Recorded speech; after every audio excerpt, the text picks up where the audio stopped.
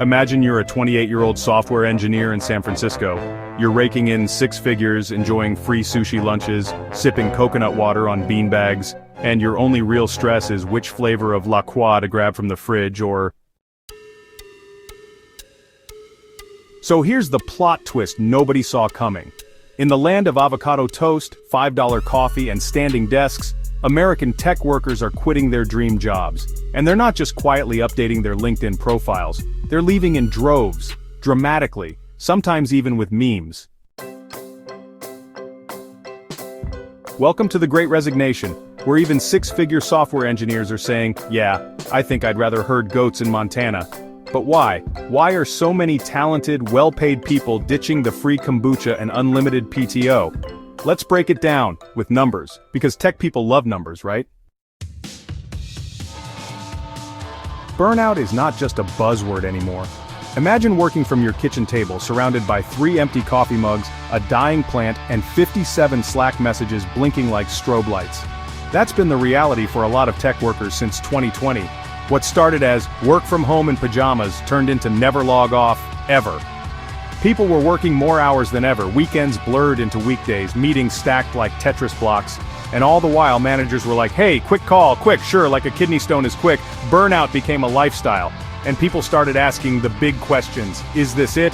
Is this my legacy?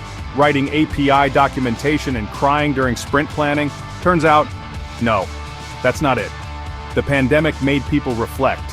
When everything shut down, people finally had a moment to breathe, to think, to stare at the ceiling fan and wonder what they were doing with their lives.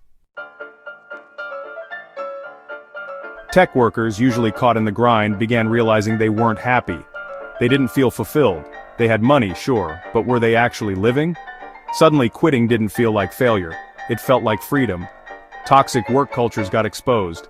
Before remote work, you could sort of ignore the microaggressions, the weird emails, the manager who thought burnout is a choice. But when you're isolated at home, every toxic behavior hits harder.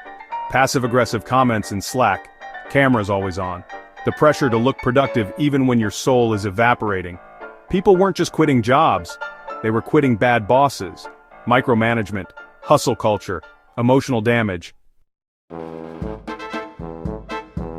Imagine pouring your heart into a project that saves the company millions, only to get a thumbs-up emoji from your manager. Welcome to modern tech. Tech workers started realizing they were doing meaningful work, but getting meaningless responses. No recognition, no thank you, no growth. They wanted to build cool things and feel seen. Instead, they felt like disposable parts in billion-dollar machines. At first, remote work felt like a dream. No commute, no pants. Heaven. Then companies tried to drag everyone back to the office with promises like snacks and culture. But people weren't having it. They'd tasted freedom. The ability to pick up their kids, take midday naps, or work from a cabin in Oregon. Why go back to fluorescent lights and forced fun when you can write code from a hammock? Big tech used to feel invincible, but in the last few years, layoffs hit like hurricanes. Amazon, Google, Meta, Salesforce, even the giants weren't safe. For workers, it was a wake-up call. Loyalty doesn't guarantee job security. So why give your life to a company that can cut you in a Zoom call? Some jumped ship before they were pushed. Prioritizing mental health has become, well, a cornerstone for many. Millennials and Gen Z aren't shy about therapy, setting boundaries, and honestly just saying no.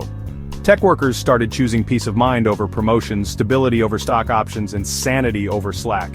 And, companies that didn't support mental health, they got left behind.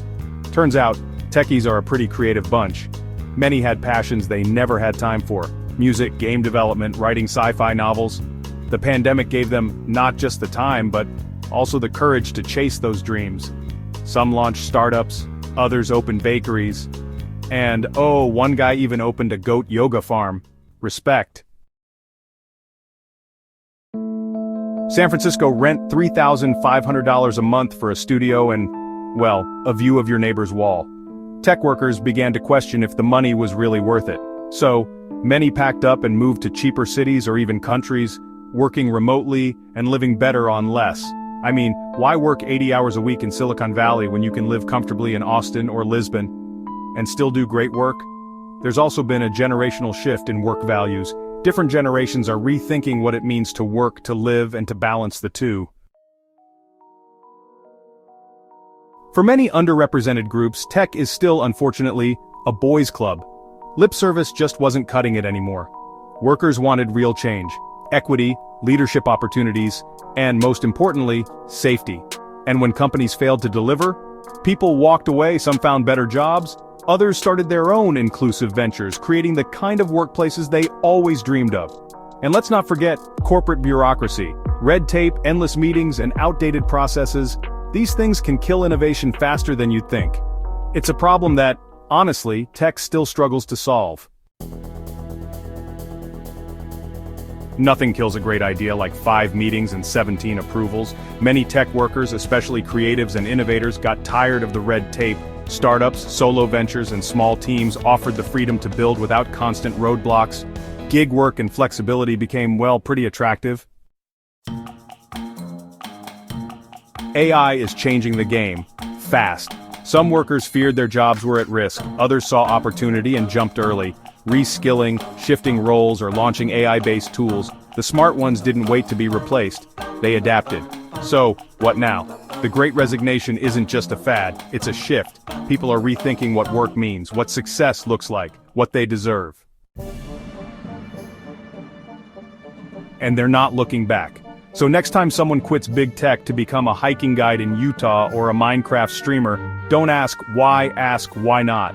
Because in 2025, the real flex isn't your job title, it's your happiness.